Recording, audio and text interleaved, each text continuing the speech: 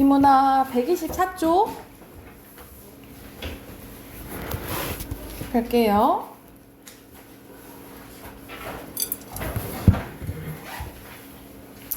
자, 이거는 여러분이 처음 본 질문이어서 조금 꼼꼼히 보면서 중심 문장이랑 핵심을 확인해 볼게요.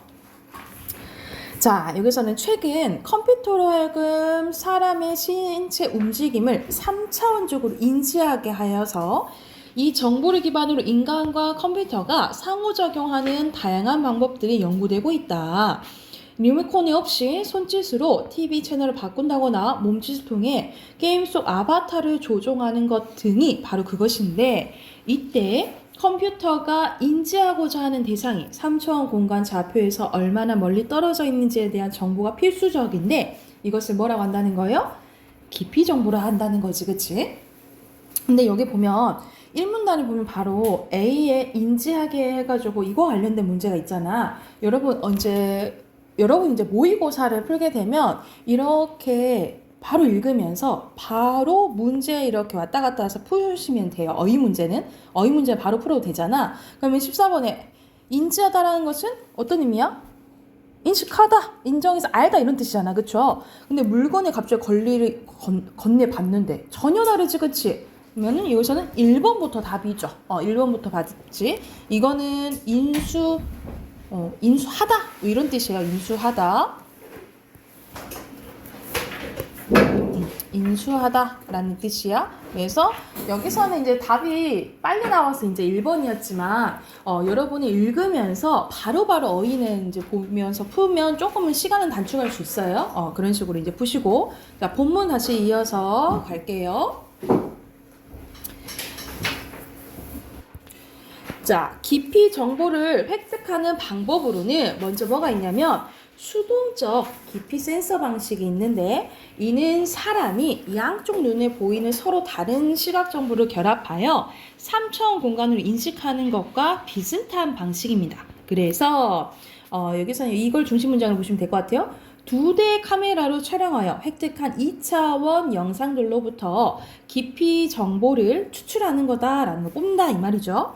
하지만 이 방식은 2개의 영상을 동시에 처리하므로 시간이 많이 걸리고, 또한 한쪽 카메라에는 보이지만 다른 한쪽 카메라에는 보이지 않는 부분에 대해서는 정확한 깊이 정보를 얻기 어렵대요. 그래서 2 카메라가 동일한 수평선상에 정렬되어 있어야 되고, 그리고 카메라의 광축도 평행을 이루어야 한다는 제약 조건도 따른대. 그래서 나란히 이렇게 있어야 된다고 생각하시면 되겠죠.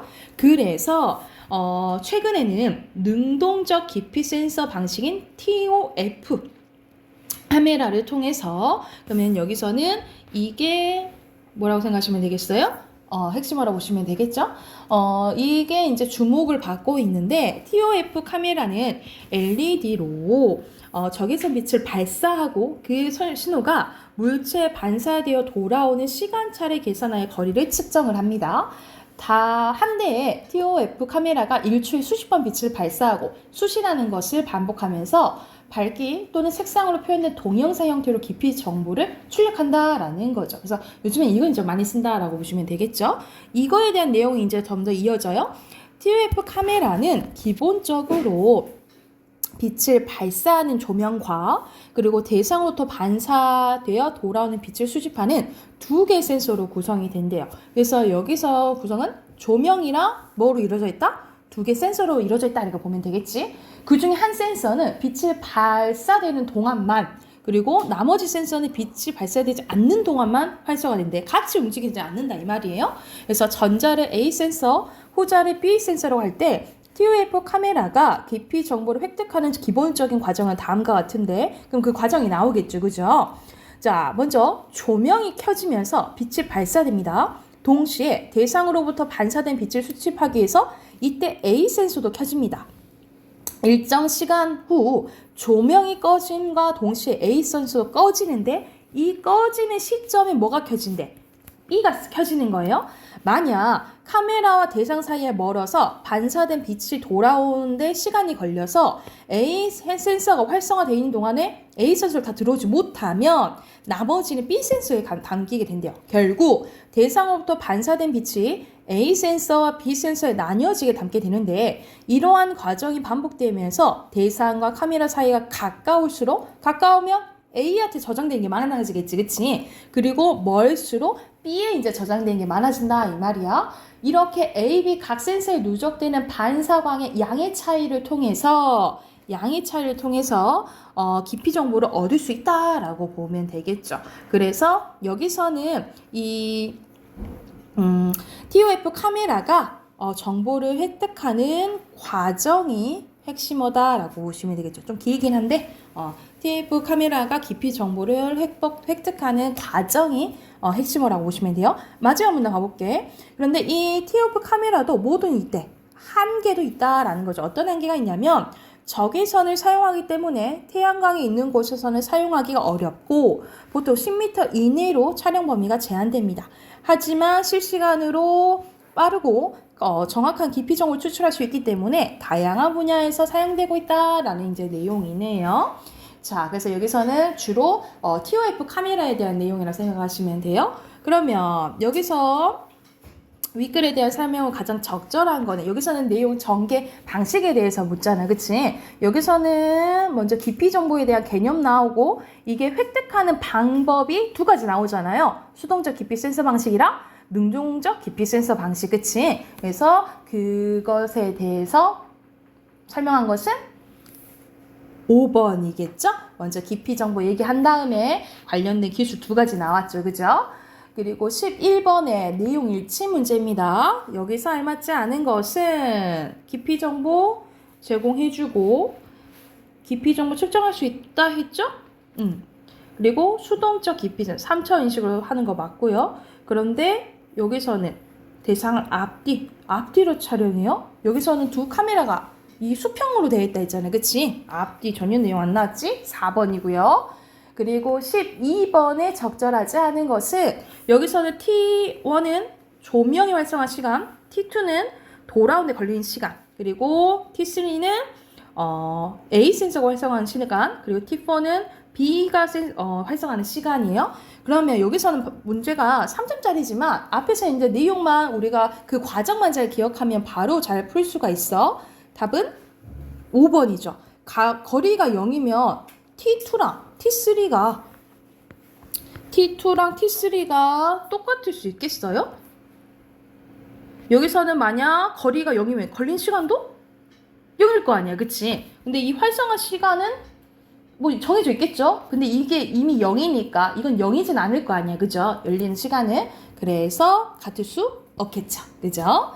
그리고 13번에 기억에 대한 설명을 적절한 겁니다. 기억은 TOF 카메라예요. 자, 여기서 적절한 것은 여기서는 3차원으로 인지하게 한다 했잖아요. 그치? 그래서 가장 적절한 것은 4번이고요. 그리고 아까 14번은 같이 했죠? 14번에 1번입니다. 됐을까요? 자, 뒤로 넘겨서 선생님 두 질문씩 한다 했지? 14 같이 또 이거 한번 해볼게요. 자, 여기서는 이 설이 이게 이제 익숙할 건데, 왜냐면 인문이 이제 지문이 나오면 가장 많이 나오는 이제 철학자들이 맹자, 순자, 그리고 뭐 공자 이런 이제 이야기들이 많이 나와요. 그래서 여기서는 특히 우리가 도덕 시간에 배웠던 이제 인간의 본성, 성선설과 성악설, 그리고 성무선악설에 대해서 이제 나오는데, 자, 이 내용 봐보면 중국 역사에서 전국시대는 전쟁으로 점철된 시대였다. 그래서 여러 사상가들이 혼란한 전국을 수습하고 백성들의 고통에서 벗어나기 위해서 대안들이 마련되어 있는데 이걸 이제 뒷받침하기 위해서 뭐가 나오게 됐다 이 말이야? 인성론이 나오게 됐다라는 거죠. 그래서 인성론은 인간의 본성이 선하다는 성선설, 악하다는 성악설, 그리고 선과 악이 없다라는 성무선악설로 분류될 수 있다라고 나오죠. 그래서 여기서 핵심은 인성론이에요. 자, 먼저 맹자의 성선설이 나와요. 맹자의 성선설이 국가의 공권력에 저항하기 위해서 호족들 및 지주들의 선한 본성을 갖춘 자신들을 간섭하지 말라는 이념적 논거로 사용되었다면, 그러니까 뭐라고 생각하면 돼? 인간은 어차피 착해, 알아서 잘할 건데 뭔 간섭? 이렇게 생각하면 되겠죠, 그렇죠? 그런데 순자나 법가의 성악설은 군주가 국가 공권력을 정당할 때 그 논거로 사용됐다 이 말이야. 왜냐면 인간은 악하니까 통제해줘야 돼. 이렇게 생각을 했다 이 말이에요. 그러니까 정치적인 근거로 사용된 게 뭐라고 생각하시면 돼요? 이 인성론을 생각하시면 되겠죠. 그래서 역시 여기서 핵심어 맹자의 성선설과 그리고 순자나 법가의 성악설이에요. 이게 두 가지 표시하시면 되겠죠. 자, 그래서 한편 고자는 반면 갈게 성무선악술로 통해 인간이 가지고 있는 식욕과 같은 자연적 욕구가 본성이므로 이를 정치적이면서 동시에 윤리적인 범주로서의 선과 악의 개념으로 다룰 수 없다라고 주장을 했대요. 그래서 그러면은 앞에 있던 내용 맹자와 순자의 견해를 고자는 비판한다라고 보시면 되겠죠. 이거는 선과 악의 개념으로 다룰 수가 없어라고 얘기를 한 거야. 그는 인간의 본성을 소용돌이치는 물로 비유했는데 이러한 관점은 소용돌이처럼 역동적인 삶의 의지를 지닌 인간을 규격화함으로써 그 역동성을 마비시키려는 일체의 외적 간섭에 저항하는 입장을 취하도록 했다라는 거야. 그러니까 인간은 다 똑같이 착해. 인간은 다 똑같이 악해. 이렇게 규격화해서는 안 된다라고 본 거지. 그치? 그래서 여기서 고자의 성무선악설 내용 나오고요. 맹자는 인간의 본성을 역동적, 막 움직이는 것으로 본 거야. 이것으로 본 고자의 인성론도 비판했다라는 거죠. 그래서 맹자는 살아있는 버드나무와 그것으로 만들어진 나무 술잔의 비유를 통해서 나무 술잔으로 쓰일 수 있는 본성이 이미 버드나무 안에 있다고 본 거예요. 그래서 맹자는 인간이 선천적으로 지닌 본성을 인이예지 네 가지로 이제 규정을 했고, 그래서 그 중에서 타인을 측은하게 여기는 거, 측은지심은 인간이라면 누구나 갖고 있다고 보고, 측은한 마음이 인간의 의식적인 노력이 나온 것이 아니라 불쌍한 타인을 목격할 때 저절로 마음에서 우러나온다라고 본 거예요. 그래서 다시 말해 정리하는 말, 여기가 중심 문장이에요. 인간은 스스로의 노력으로 본성을 실현할 수 있는 존재, 즉 타인의 힘이 아닌 자력, 스스로 힘으로 수양할 수 있는 존재라고 본 거예요. 이게 맹자의 견해 중에 맹자의 수양론의 기본 전제라고 보시면 됩니다. 그러니까는 우리가 인간은 잘못할 수도 있지, 잘못할 수 있는데 스스로 어차피 얘는 착하기 때문에 스스로 노력하고 스스로 수양해서 잘 될 수 있다라고 본 거야.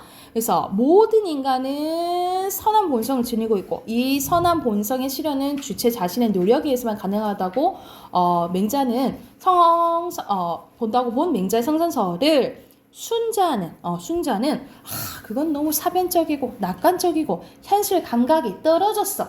뭐 그럼 다른 사람들은 다 혼자 잘할 수 있게? 그렇지 않아 라고 순자는 봤다 이 말이야. 그래서 선한 인간이 되기 위해서는 인간은 국가 질서, 학문, 관습 등과 같은 외적인 것에 의존할 필요가 없다고 본 맹자의 논리는 현실 사회에서 국가 공권력과 사회 규범의 역할을 전적으로 부정하는 논거로도 사용될 수 있었기 때문이다. 왜냐하면 여러분, 인간 스스로가 다 잘하면 법이랑 강제적인 거 필요해? 필요 없잖아. 그치? 이런 논거로 사용될 수 있다 이 말이야. 그래서 순자의 견해처럼 인간의 본성이 악하다고 전제할 때 이것을 교정하고 순찰할 수 있는 외적인 강제력, 다시 말해 국가 권력이나 전통적인 제도들이 부각될 수 있겠죠. 그래서 자, 여기 중심 문장, 국가 질서와 사회 규범을 정당하기 위한 순자의 견해는 성악설뿐만 아니라 현실주의적 인간관에서 나오게 되었다라고 보면 되겠죠. 그래서 여기서는 핵심어는 순자의 견해입니다. 그래서 마지막 보면 순자는 인간의 욕망이 무한하지만 그것을 충족시켜줄 제한은 모두 한정되어 있다 보고, 이런 모순을 해결하기 위해서 국가에 의해 예가 만들어졌다라고 입장을 견지합니다. 그래서 사람들은 악하고 그리고 한정된 자원을 가지고 싸운단 말이지, 그치? 그것을 이제 다스리기 위해서 뭐가 필요하다? 예가 필요하고 그리고 법과 규범 이런 것들이 이제 필요하다라고 본 거예요. 그래서 여기서 핵심어는 이제 순자 이렇게 보시면 되겠죠. 그래서 그 결과 사회는 걷잡을 수 없는 무질서 상태가 되니까 맹자의 성선설이 비현실적 뿐만 아니라 정치적 질서까지 해칠 수 있다고 보는 순자의 비판은 바로 이 인간과 사회에 대한 이 같은 견해에서 나온 거다라고 정리 나왔네요. 그래서 여기서는 맨 처음에 인성론에 대한 개념 나오고, 그 다음에 맹자의 성선설, 순자의 성악설, 그리고 고자의 성무선악설, 그리고 더 추가적으로 맹자의 수양론과 순자의 견해 나오죠. 그쵸? 그거 이제 정리된 거 옆에 나와 있어요. 빈칸 넣고 정리된 거 봐볼게. 전체적인 핵심어는 포괄한 단어 인성론이고요. 인성론에 대한 전체적인 여기서는 중심 문장은 1문단에 아까 전에 세 번째 문장 민줄 그었죠. 그쵸? 그리고 1문단은 인성론에 대한 거, 2문단은 맹자의 성선설과 순자의 성악설에 대한 내용이었죠.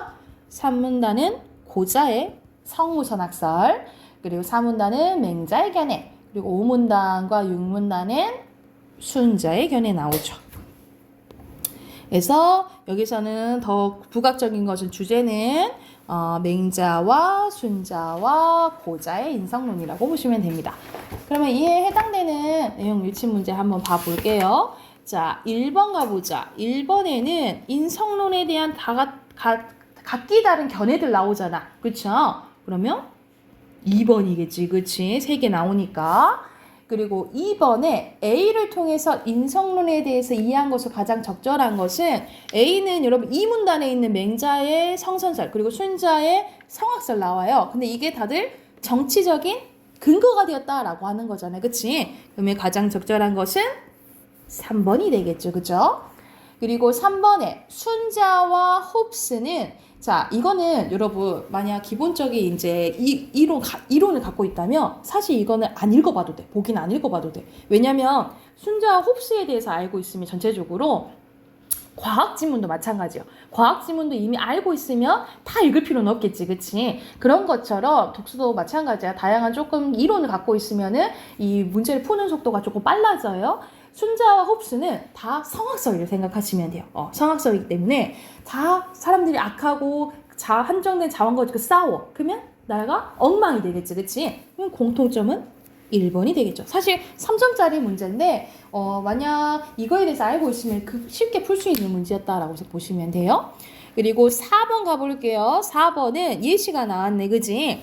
자, 여기서는 이제 장발장 예시가 나와요. 얘가 잠잘곳이 이제 19년 동안 감옥 생활하는데 출소한 장발장은 신분증에 정가가 적혀 있어 잠잘 곳도 일할 수도 없습니다. 오직 이 미리엘 주교만은 이런 글을 따뜻하게 맞아주었으며 장발장은 은초대를 훔치다가 경관에 붙잡힙니다. 하지만 이 미리엘 주교는 은초대 장발장을 훔친 것이 아니라 선물로 준 것이라며 사랑을 베풀었고 이것을 이제 이해받은 장발장은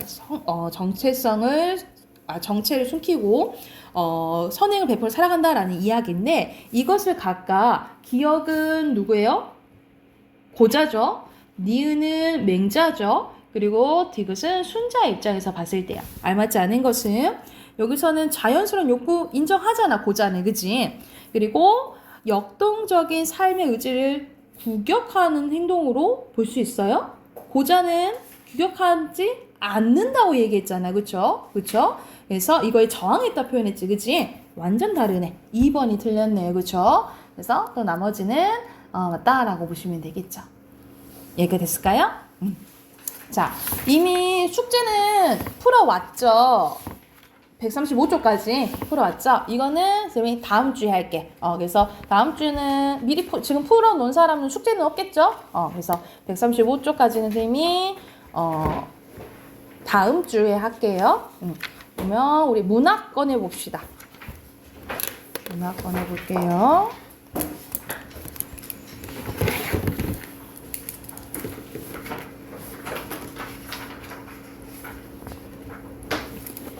우리 어저께 105쪽까지 했거든요.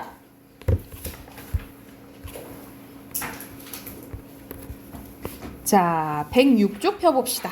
106쪽에 고전소설 뭐가 나와 있냐면 정비전이라는 이제 작품이 나와 있어요. 그래서 여기서는 특이하게 뭐가 나와 있냐면 남장하는 게 또 나오고요. 또 오히려 우리 남장은 조금 많이 나오잖아요. 왜냐면 조선시대니까 여자로 막 한번 이제 살기가 좀 어렵잖아요. 그래서 이제 남장하는 역할이 좀 많이 나오긴 하는데 여기는 특별하게 여장도 나와요. 남자하는 여장도 나오는데 한번 내용 한번 봐볼게요. 자, 정소저라는 양경의 계략으로 전장에 나가게 된 정원수를 그리워하며 힘든 나날을 보내고 있습니다. 이런 상황에 민가에 자맹을 하던 태자가 우연히 정소저를 보게 되고 그의 아름다움과 기상에 반해 그녀를 아내로 삼겠다고 결심합니다. 그래서 지금 무슨 상황인 거야? 태자가 정소저에게 지금 반한 상황인 거야. 정소저는 시비를 데리고 관음사로 이제 가거늘 태자 또한 여복으로 갈아입었대요. 정소저를 따라가기 위해서 여기서 뭐가 나오는 거야? 여장 모티프가 나온다라고 보시면 되겠죠. 그래서 이 태자가 뭐 이쁘장하게 생겼는가 보지? 근데 여장을 해요. 여장을 해서 이 시비를 데리고 이 정소저를 따라가기 위해서 관음사로 갑니다. 그래서 모든 스님들이 합장하면서 소저는 누구 집 행차온지 알지 못하겠거니와 왜 여기 오셨습니까? 하고 이제 물은 거죠. 시비가 대답하기를 주상공 때 소저인데 부친께서 임지로 가셔서 안위를 위해 하고자 기도하고자 왔습니다 하니 노승이 말하길 정강로 때 소저도 부친의 안위를 위해서 왔는데 소저와 같은 딱한 사연입니다 하면서 이제 조금 거짓말을 하는 거죠. 주소저 짐짓 탄식하며 말하기를 그 소저의 정도도 나와 같도다 하며 슬퍼하니 노승이 위로하기를 주소저, 정소저 다 같이 발언코저 왔다 하니 함께 발언하면 좋겠습니다 하고 정소저 보고 주소저의 사연을 설명하고 서로 생면함을 간청하니 정소저가 듣고 말하기를 어머 세상에 나와 똑같은 사람이 있어요? 하고 이제 좀 반가워한 거지, 그치? 동질감을 좀 느낀 거요. 나도 딱한 사정을 듣고 서로 보고 슬픈 마음을 위로하고자 합니다 하였다. 노승이 반기며 주소저의 사연도 같으니 지성으로 발언하여 소원을 이루소서 하고 즉시 불전에 나아가서 분향하고 주소저를 청하여 각각 시비를 데리고 이제 좌청을 했대요. 잠시 후 여기서는 이제 좌청하다는 자리 잡고 앉은 거야.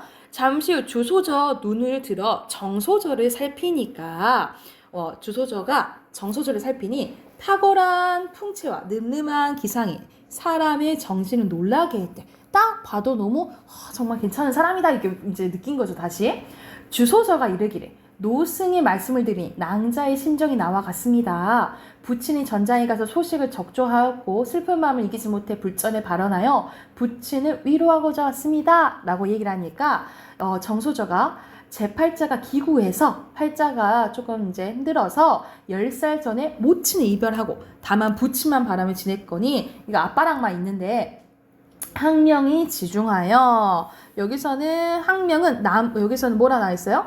임금, 윗사람의 명이라고 보시면 되겠죠? 부친은 전장에 가지고 임금의 명을 받아서 전장에 갔다 이 말이야. 실로 몸을 의지할 곳이 없사 불전의 지성으로 발언하와 부친께서 입성하여 쉬 돌아오기를 바라고 있습니다 하면서 서로 슬픈 정애를 위로했대. 그러니까 이건 둘이 가까워진 계기는 여장이 있기 때문에 그런 거잖아요. 그쵸? 그래서 주소저 같이 앉으면 소저 옥수를 잡고 손을 잡고요. 만난 정애를 설한 듯 하되 정소저 조금도 싫어하는 거동이 없었다. 당연히 남자가 아닌 여잔 줄 아니까, 그치? 이러고 황혼이 되어 욕탕에 목욕하고 불전에 나가 빌기를 분명 정낭자와 배필이 되게 하시려거든 이 금전이 방중에 내려오셔서 하며 돈을 던지니 그러니까는 정말 저희가 정낭자와 배필이 될 수 있을까요? 하고 돈을 던졌다 이 말이야. 빈 공중에 쏟았다가 방 가운데로 떨어졌다. 주소저가 신통히 여겨 또 금전을 잡고 축원하며 말하기를 황상께서는 양경의 딸로 간택했으니 만일 양씨를 퇴할 수거든 금전이 스스로 방 밖으로 내려지게 하소서. 그래서 금전을 던지나 금전이 여러 번 돌다가 문 밖으로 내려지라. 그래서 주소저가 신기하게 여기던 차에 와 이거 진짜 소원대로 되는 건가? 이제 자기 원하는 대로 이제 반응이 오니까 이렇게 된 거죠.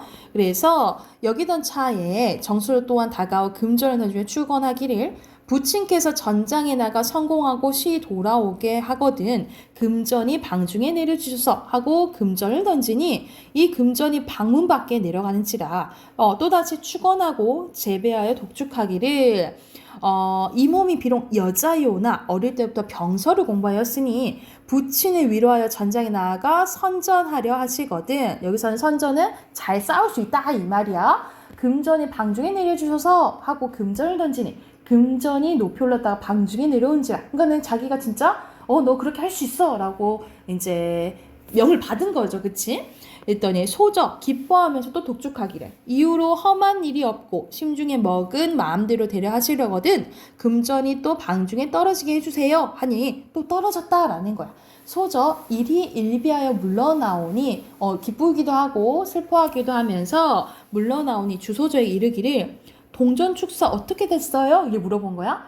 길흉이 상반되는 것 같습니다. 주소저가 다시 위로하며 이는 다 팔자니 너무 실망하지 마세요. 정소저가 말하기를 우리 피차 함께 했으니 대강 말을 통하게 되었거니와 저는 그렇다 하더라도 조금 전에 말씀이 들어오니 부치께서는 만리 그 전장에 가시고 단 한 모 의지할 곳이 막연하오니 가련하고 애원하지 아니하려니까 하면서 서로 위로하더니 한 노승이 들어오면서 말하기를 뭐라 하냐면 정원수가 그 정소조가 정원수 기다리고 있다 했었잖아. 그치? 전장에서 패했다는 소식이 들려왔으니 난국이 근심입니다 하고 이 소식을 듣게 된 거예요.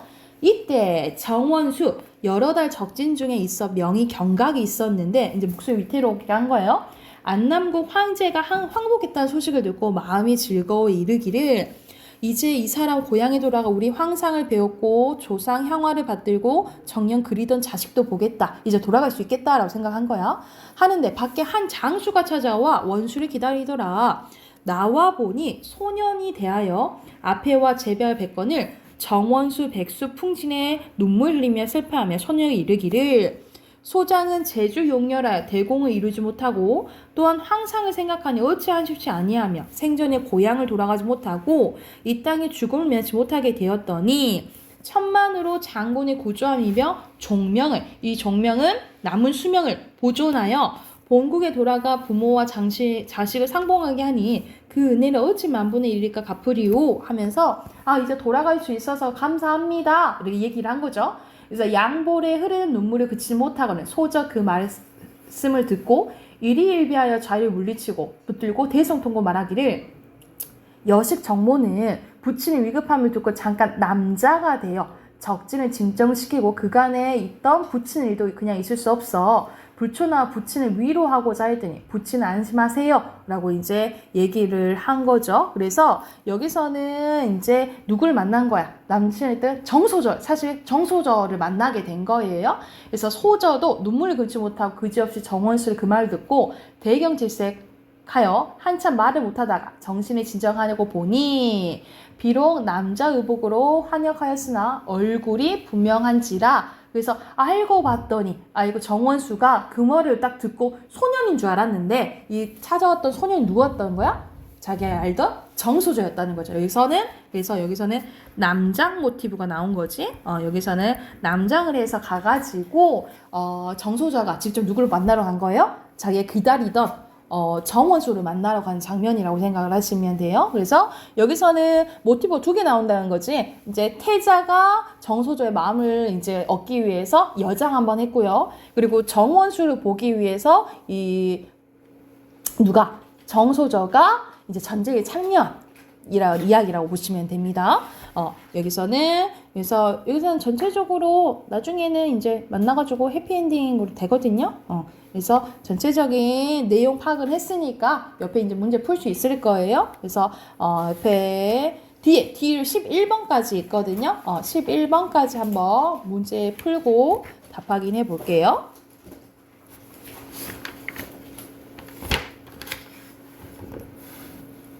자, 바로 답 확인해 봅시다. 자, 6번에 적절하지 않은 거 여기서는 태자는 이미 보고 민가에서 자명하다가 봤다 그랬지, 그치? 그리고 관음사를 쫓아간 거죠. 그래서 6번에 2번 잘못됐고요. 그리고 7번에 적절한 거네요. 7번에 여기서는 적절한 것은 여기서는 둘이 처지가 똑같아서 막 위로를 막 해주었다 했지. 2번이고요. 8번에 여기서 적절한 것은 언어 유희 전혀 안 나오고 배경 묘사 뭐 회학적 분이 전혀 아니죠. 인물 간의 대화 주로 대화를 통해서 내가 이런 처지고 저런 처지고 얘기하잖아. 4번이네요. 그죠? 자, 넘겨서 9번에 A와 B에 대한 설명으로 가장 적절한 이유예요. 여기서는 A 부분은 자기가 팔자가 기구해서 이제 바라고 있다라는 이제 이유를 설명하는 부분이고요. 그리고 B 부분은 소장이 직접 이래 오게 됐다, 이제 보러 오게 됐다라는 설명을 얘기를 해주잖아. 그래서 가장 적절한 것은 4번이 되겠죠. 그리고 10번에 동전 축사 해가지고 나오잖아. 방 중에 나오는지 방 밖에 나오는지, 그치? 그래서 이거에 대한 설명은 이것은 이루어지려 생각했겠죠? 위치를 보고 말을 했잖아. 뭐 예를 들어서 이렇게 되면은 방중으로 떨어뜨려 주세요. 뭐 이런 소리를 했잖아. 그치? 그러면 이루어지려 생각했겠죠? 그리고 동전을 던지는 인물이 꺼리는 일이 이루어질 걸 해석되겠어요. 동전의 위치는? 꺼리는 일? 아니잖아. 오히려 바라는 일인 양씨를 퇴하는 것이 이루어질게요라고 나오는 거잖아요. 그쵸? 바라는 일이 뭐야? 간택된 양씨를 퇴하는 거잖아요. 그치? 그러면 꺼리는 거 아니겠죠? 바라는 일이겠지. 그치?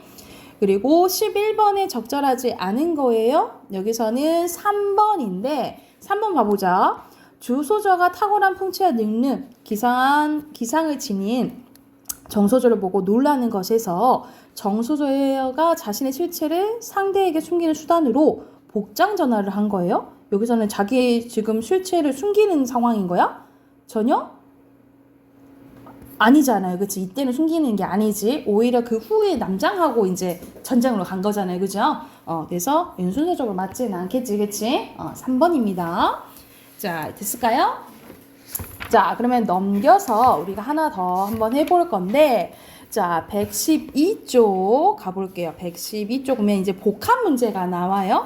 항상 그런 건 아니지만, 우리가 보통 시랑 시의 공통점, 차이점 이제 묻는 문제가 나오거나 아니면은 시와 수필이 나온 경우도 있고요. 아니면 이런 식으로 어떤 이론적인 게 제시가 되고 그 이제 적용해 보는 이제 문제도 나온다라고 보시면 됩니다. 그러면 여기서는 뭐냐면 먼저 설명이 되어 있는데 가부터 한번 봐볼게요. 자, 한국 서정 시간은 우리가 보통 그냥 말 그대로 시는 고대로부터 현대에 이르기까지 형식적인 요소와 내용적인 요소가 계승이 되거나 새롭게 변형, 창조되면서 이게 전통이 이어져 왔다라는 거야. 서정시가의 전통은 일반적으로 형식적 측면에서는 삼음보와 또는 사음보가 반복이 되고요. 이런 규칙적인 음보율이 있다라는 거지. 그리고 내용적 측면에서는 한의 정서, 우리는 한의 문학이라 하죠, 그렇죠? 이게 자꾸 막 한스러운 말이 있고, 해학과 풍자, 웃음 유발하고요. 자연 친화, 이상형 추구 등의 내용을 담고 있다라는 거야. 그래서 먼저 설명을 해줘요. 나 작품은 초부가는 사음보고요. 산간에서 나무꾼들이 나무라면서 부르던 뭐래? 민요라는 거지. 사음보의 민요고. 다의 길은 삼음보로 나그네의 처지를 노래한 현대시라는 거죠. 그래서 나와 다는 형식적, 내용적 측면에서 우리 전통적인 시를 읽고 있는 작품이다라고 평가를 한 거야. 이렇게 하면 자, 바로 이제 기억하면 되겠죠. 나는 사음보의 민요고, 다는 삼음보의 현대시. 이렇게 기억하시면 되겠죠. 자, 먼저 초보가 한번 봐볼게요. 나무하러 가자, 뭐뭐 가자고 청유영어미 쓰였네, 그치? 자, 이후해 하면서 이거는 이제 이후 하면은 그냥 읽으면 신나는 것 같지만 사실 이거는 한숨 소리를 이제 묘사한 거예요. 그래서 한숨 소리라 하면은 그렇게 좋진 않은 거지, 그치? 자, 남 날적에 나도 태어났고, 나 날적에 남도 태어났고, 비슷한 문장 구조 반복되죠. 대구법 쓰였고요. 세상 인간 같지 않아서 이놈의 팔자가 무슨 일인고, 그러니까 세상의 인간 똑같지 않다. 불공평하다라는 거야. 지게 목발 못면하고 나는 나무랄 수밖에 없다 이 말이지, 그치? 어떤 사람은 팔자가 좋아. 어떤 사람 팔자가 좋아. 고대광실 높은 집에 사모에 풍경 달고 만성록을 누리건만 이런 팔자 어디 알겠냐. 그래서 여기서는 다른 사람은 팔자가 좋은데 내 팔자는 그러지 못하다라는 대조가 나오죠. 차이가 나오지. 항상 지게는 못 면하고 남의 집도 면하고 죽자니 청춘이요 살자니 고생이다. 그래서 나는 지금 살기 너무 힘들다라고 얘기하는 거죠. 그죠? 세상사 사라진들 치마 짧은 계집이 있나. 자기는 여자도 없고요. 다방머리 자식이 있나. 광넓은 논이 있나. 살에 낀 밭이 있나. 버선자 여기서는 자기가 다 없다라는 것을 뭐하고 있어? 나열하고 있죠. 나열한 건 열거법이에요. 열거법 써주시고 버선짝도 짝이 있는데 우리가 지심도 짝이 있다고 얘기하잖아요. 그치? 버선짝도 짝이 있는데 토식짝도 짝이 있고 털목심도 짝이 있는데 챙이 같은 네 팔자야. 여기서는 키 같은 네 팔자야. 자탄한들 한탄한들 무엇 하겠냐. 소용없다 이 말이죠. 그쵸? 일부러 의문 형식으로 표현한 서리법이에요. 한탄한들 무엇 하냐. 청천에 저기 푸른 하늘에 저 기러가 기러기를 부르네요. 너도 임 또한 잃고 임 찾아가니 너도 나처럼 누굴 찾니? 라고 한 거잖아요. 그치? 그럼 얘도 감정이 똑같은 거죠. 그쵸?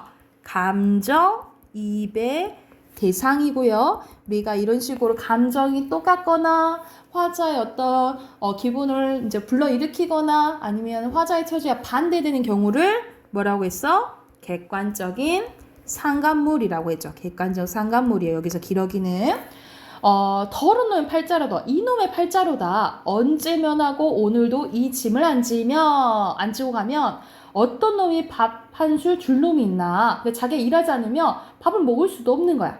에이 뭐 하자. 가자. 일하러 가자 라고 얘기를 하는 거죠. 그쵸?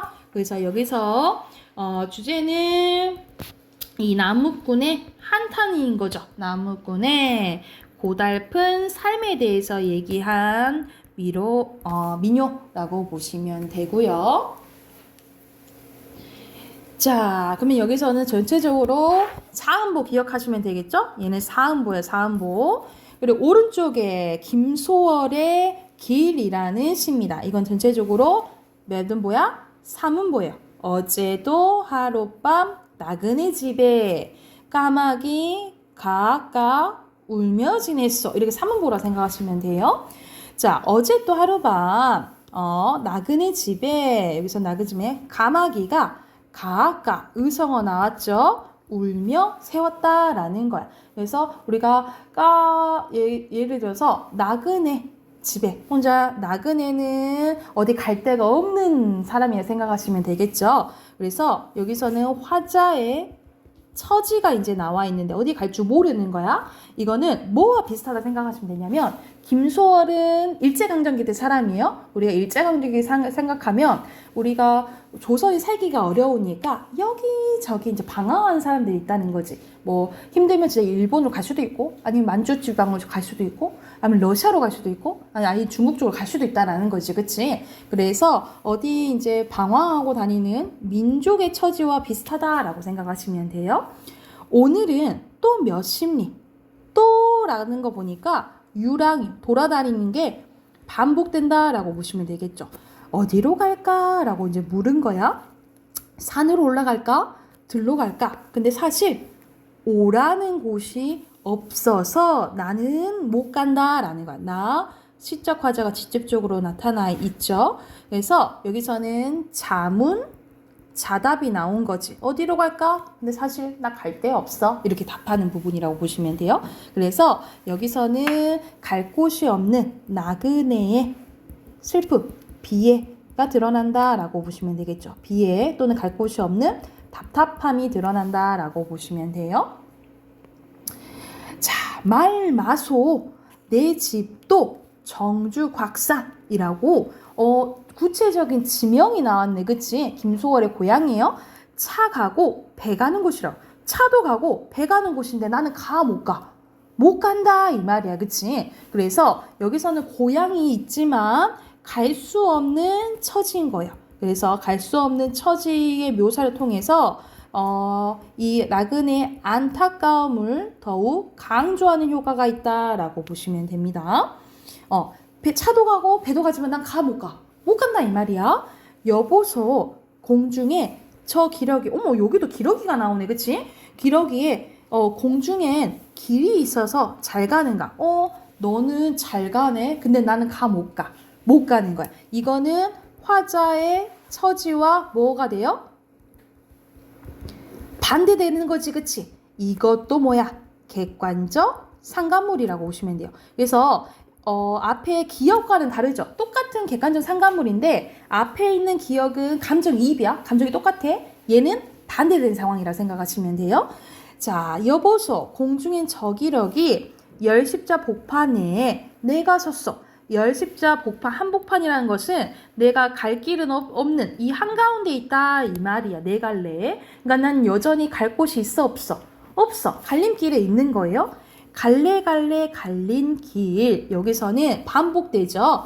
그래서 여기서는 방향을 상실한 것에 대한 방향 상실감을 강조하는, 심화하는 부분이라고 보시면 돼요. 반복을 통해서 이러한 갈래길의 반복을 통해서 방향을 잃었다는 것에 대한 상실감을 심화시켜준 효과가 있다라고 보시면 돼요. 이 길이라도 내게 아주 갈 길은 하나 없다라는 거야. 그래서 이렇게 길이 많은데 내가 갈 곳이 있어 없어? 없는 거야. 그래서 이러한 비극적인 현실에 대해서 얘기한 부분이라고 보시면 돼요. 그래서 밑에 주제 써놓을게요. 주제는 정처 없이 떠도는 나그네의 비애에 대해서 얘기했다라고 보시면 됩니다. 그래서 둘 다 조금은 둘 다 슬픈 시라고 생각하시면 되겠죠. 그치? 긍정적이진 않죠? 그러면은 해당하는 문제 뒤에 보면은 4문제 있거든요. 아니다. 6문제 있거든요. 그래서 1번부터 6번까지 116쪽까지 문제 풀고 또 답 확인해 볼게요.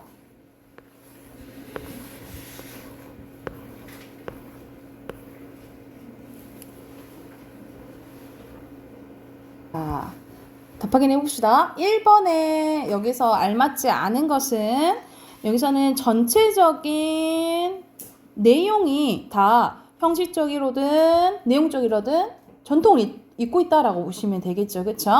아닌 거 3번이고요. 형식적이고 내용적인 것도 맞아요. 그리고 2번에 여기도 적절하지 않는 거네. 여기서 적절하지 않는 것은 사음보 맞고요. 나무꾼이고 한해정서 맞고요. 그리고 삼음보 맞죠? 그리고 여기서는 나무하러 가자. 산으로 올라갈까? 이상형 추구는 아니지. 나무하러 가자는 그냥 일하러 가자는 거고, 그리고 산을 올라갈까 어딜 갈지 몰라 하는 거잖아요. 그쵸? 내가 바란 이상형은 아니고요. 그리고 3번의 공통적인 것은 다 말하는 말투죠. 그치? 1번이고요. 그리고 4번의 기러기죠? 적절한 것은 3번이죠? 바로 답이 딱 보이네. 그리고 5번에 적절하지 않은 것은 읽다 보면은 다 맞는 것 같거든요. 네, 여기서 알맞지 않은 것은 5번이에요. 여기서 열거하는 것은 어디서만 나와요? B에서만 나와요. B에서만 나오고, 그러니까 A랑 C에서는 신세한탄만 나오지 열거하는 것은 B에서만 나와요. 그래서 5번이 틀렸다라고 보시면 되고, 6번에 적절하지 않은 거예요. 여기서는 길에 대해서 나오잖아. 특기생 아까 전에 우리 화자의 처지는 민족의 처지와 똑같다라고 얘기를 했죠. 그쵸? 그래서 여기서 알맞지 않은 것은 4번이죠. 열십자 복판은 뭐라 했어? 돌아오신 원점이 아니라 길에 서 있는데 어디로 갈지 모르는 공간이라고 했잖아요. 그죠? 갈등 야기하는 것도 아니지. 그지? 됐을까요? 넘어가도 될까요? 그러면 우리 문법 숙제 있었죠? 답 확인해 봅시다.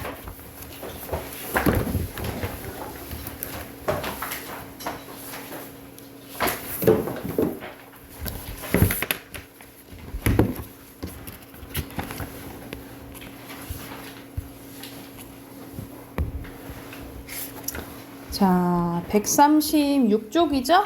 136쪽부터 답 확인해 볼게요. 자, 여기서는 1번에 적절하지 않는 거네. 자, 여기서는 발음도 이제 봐야 되지만 이 조건들을 다 봐야겠죠? 으뜸, 두 어미 사이 맞고요. 두 모음 사이 맞고요. 거꾸로도 모음 사이 맞고요. 살짝 뒤에는 뭐야? 삐는 살. 울림소리 뒤에 맞죠? 그리고 씩씩 기억이니까 어디로 들어가야 돼? 여기서는 뭐야? 기억이니까 씌어야겠죠? 그치? 씌어야겠네. 4번이 틀렸네요. 자, 그리고 2번입니다. 일찍이. 우리는 알잖아. 뭐가 맞아요? 일찍이가 맞지, 그치? 그러면 이제 135 중에 하나겠네요. 그죠? 그런데 일찍은 여러분 뭐야? 일찍은 부사예요. 부사에 이가 붙었다라고 생각하시면 되겠죠. 그럼 몇 번? 3번이네, 그지? 그리고 옆에 보면은 이런 조항들을 이제 잘 봐야 되는데 놓여, 껐다, 눈이, 참되 이런 식으로 보는데 다 맞아요? 맞아요. 그러면 조항들을 봐야겠지, 그치? 자, 먼저 놓여, 놓이어잖아, 그치? 이 뒤에 어가 줄어들어야겠죠, 그쵸? 그럼 뭐야? 36항 아니야? 그치? 36, 1번부터 잘못됐네? 1번이에요? 36항이어야 되겠죠, 그치? 그러니까는 어떤 음운 변동이나 이런 현상을 보면 먼저 발음이나 이런 것들이 맞는지 확인하고 그 다음에 조항들을 확인하시면 돼요. 자, 밑에 봐봅시다. 처음에는 음절의 끝소리 규칙 적용돼야 되고, 그쵸? 그리고 그 다음에 니은 첨가 현상 얘기하는 거지. 그 다음에 비음화 현상 일어난 골라라 이 말이야. 먼저 음절의 끝소리 규칙이 이건 안 일어나네. 그리고 이건 일어나고 이것도 일어나고, 그치? 그런 다음에 니은 첨가 현상 일어나야 돼요. 니은 첨가 현상 이건 안 일어나고 이것도 안 일어나고, 그쵸? 이것도 안 일어나네. 니은 첨가 일어나는 것은 5번밖에 없네요. 5번이네요. 그죠? 자, 그 다음에 5번 갑니다. 아니요 라는 것은 요 뒤에 어미잖아, 그치? 아니요 라고 한다는 것은 요로 소리 나고 있어도 오로 적어야 된다 이 말이야. 이거는 뭐와 관련된 거예요? A와 관련된 거예요. 아니 오로 적어야 되겠죠, 그쵸?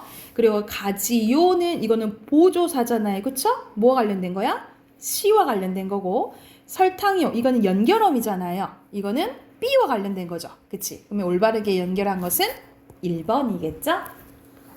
그리고 밑에 빈칸 넣어볼게요.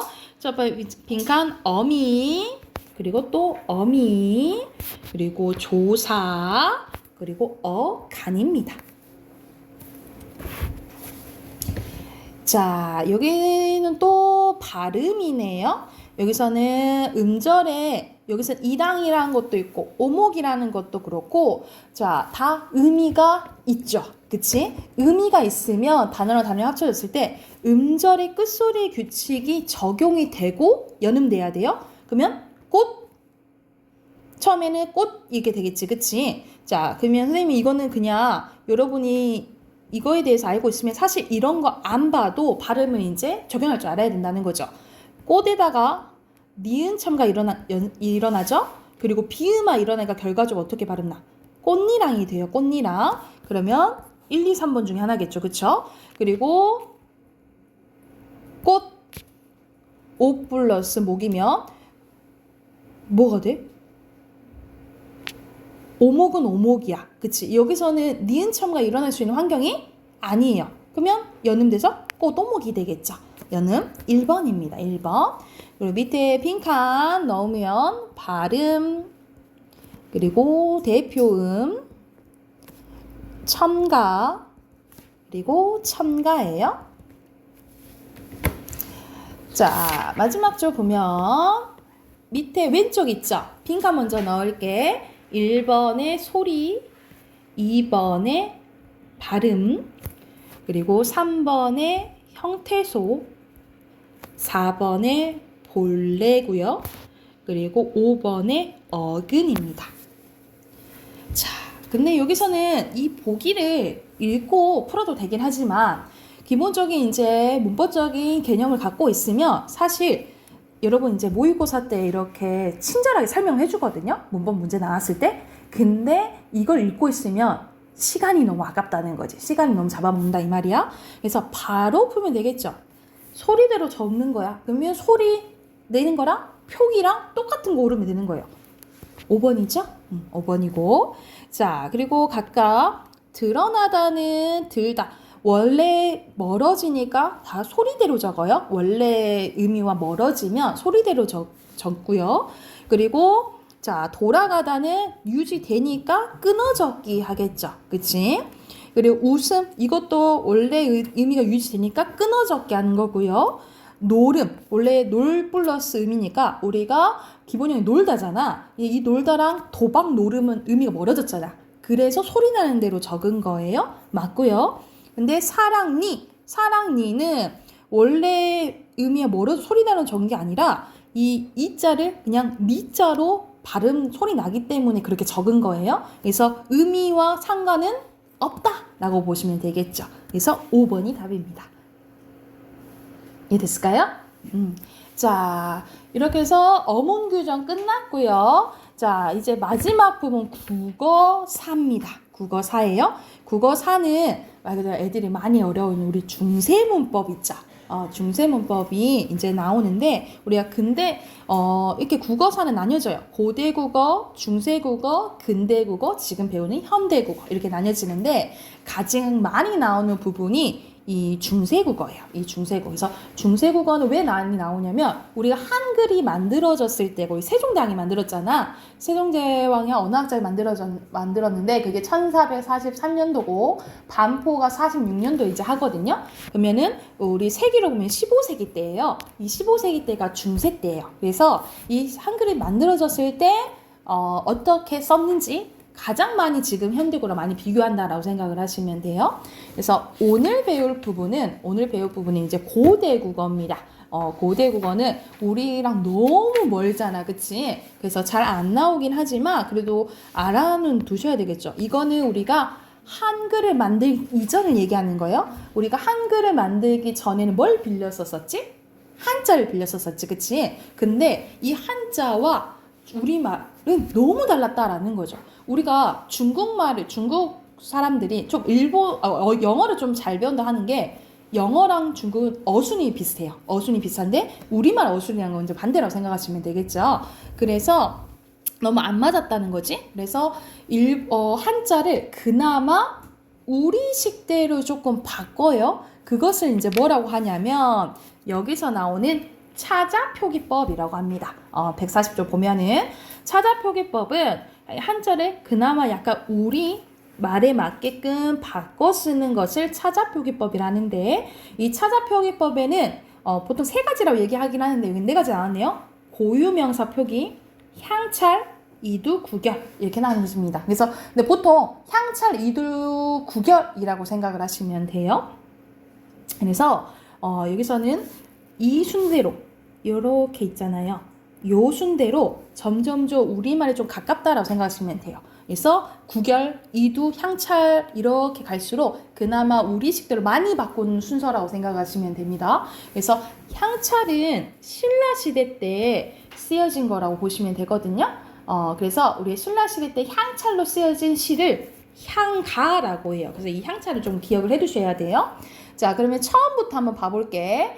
자, 고대국어입니다. 표기상의 특징은 고대국어 시기에는 우리말을 표현할 수 없는 고유 문자가 없었으므로 차자표기법을 활용을 했는데요. 첫 번째, 고유명사 표기입니다. 이 고유명사는 유일하게 하나 있는 걸로 고유명사를 하잖아요. 그러니까 보통 이름, 지명 같은 것을 어떻게 표기를 했냐면 자, 이런 두 가지로 표시할 때가 있었다라는 거죠.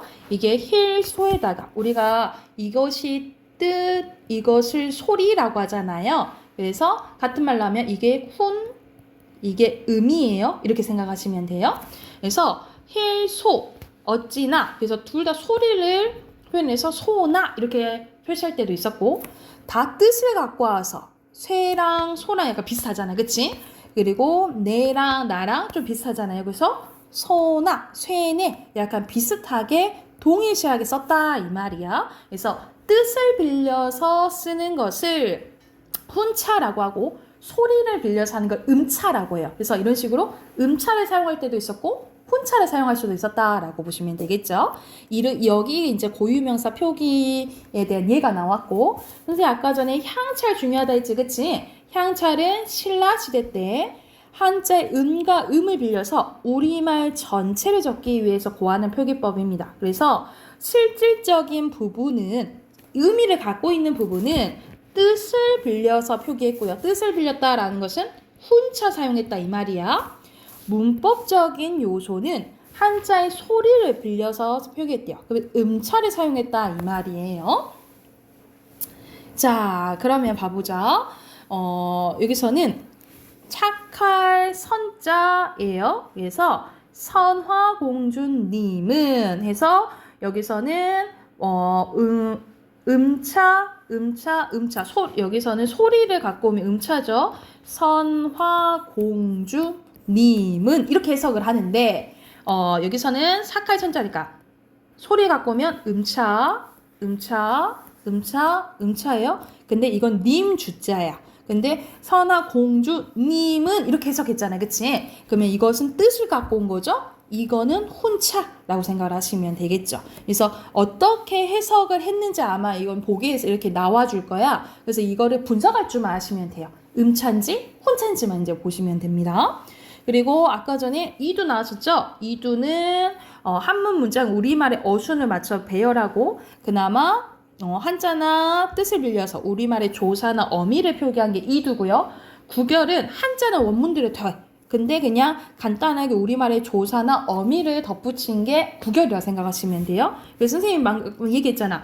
구결보다 더 발달된 게 이두고 이두보다 좀 더 발달된 게 향찰이라 생각을 하시면 됩니다. 자, 의문상의 특징 봐볼게. 의문은 여러분 자음, 모음 생각하시면 되겠죠.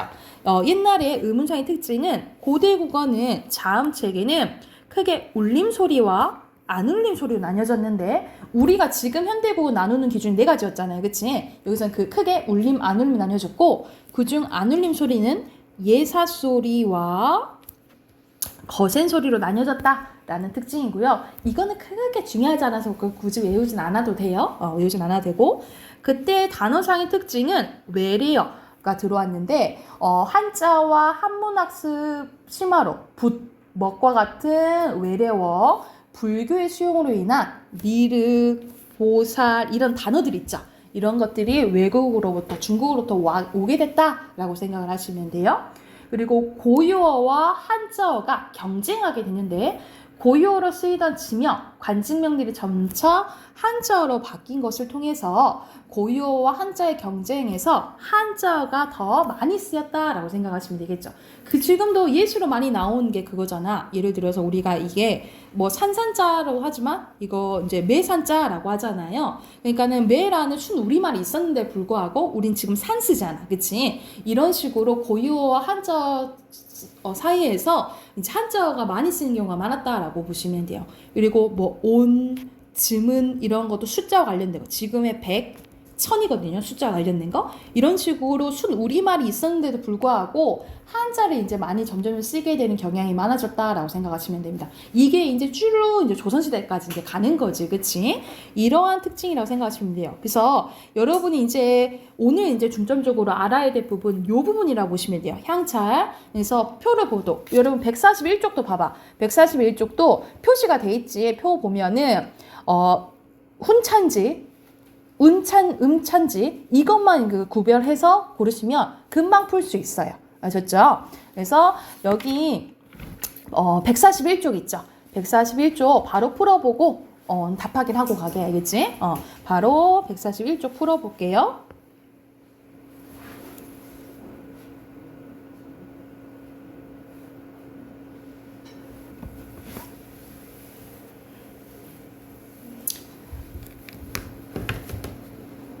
실질 형태소는 혼자 사용하고 형식 형태소는 음차 사용한다 이렇게 생각하시면 돼요. 같이 한번 봐볼까요?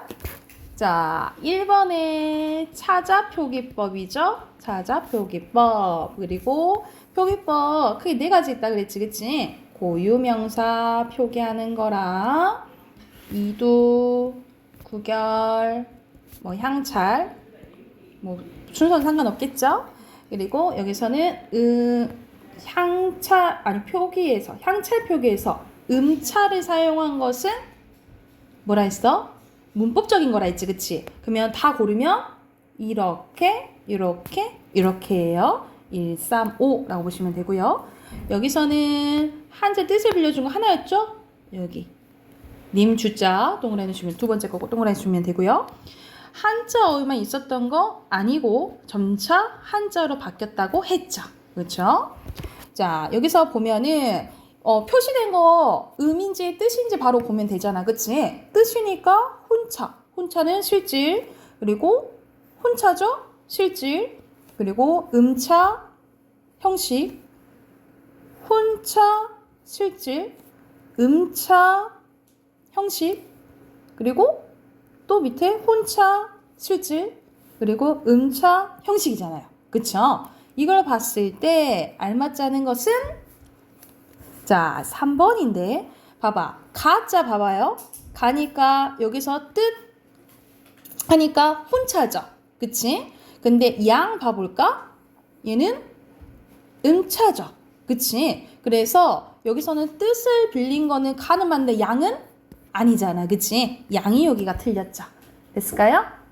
오늘 여기까지 하고 내일 학교 첫 등교 잘 갔다 오시고 잘 갔다 오시고 선생님 오늘은 미리 다 비문학도 했으니까 숙제는 안 내줄게요. 그것만 외워와.